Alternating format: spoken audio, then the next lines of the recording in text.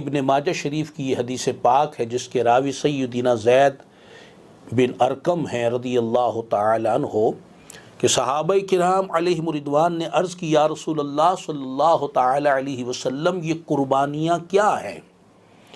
آپ نے فرمایا سنت ابیکم ابراہیم علیہ السلام، یہ تمہارے باپ حضرت ابراہیم علیہ السلام کی سنت ہے۔ صحابہ کرام علیہم رضوان نے عرض کی یا رسول اللہ صلی اللہ تعالی علیہ وسلم ان میں ہمارے لیے کیا اجر و ثواب ہے؟ تو نبی پاک صلی اللہ علیہ وسلم نے ارشاد فرمایا بِكُلِّ شَعْرَةٍ حَسَنَةٍ، کہ وہ جو قربانی کا جانور ہے جسے قربان کیا گیا ہے اللہ کی رضا کے لیے، اس کے ہر بال کے بدلے نیکی ملتی ہے۔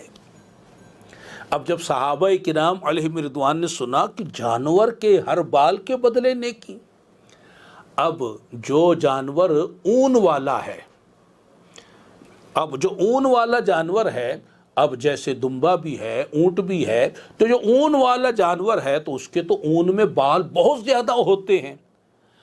عرض کی یا رسول اللہ صلی اللہ علیہ وسلم اون کا کیا حکم ہے؟ تو میرے آقا صلی اللہ علیہ وسلم نے ارشاد فرمایا بِكُلِّ شَعْرَةٍ مِّنَ الصُّوفِ حَسَنَةٍ، کہ اون کے بھی ہر بال کے بدلے نیکی ملتی ہے۔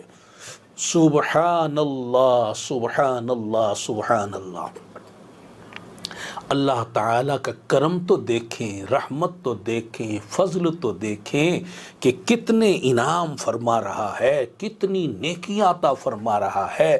ہم جانور کے بال شمار نہیں کر سکتے، گویا اللہ تعالیٰ ہمیں قربانی کرنے پر بے شمار نیکیاں عطا فرماتا ہے۔ سبحان اللہ سبحان اللہ۔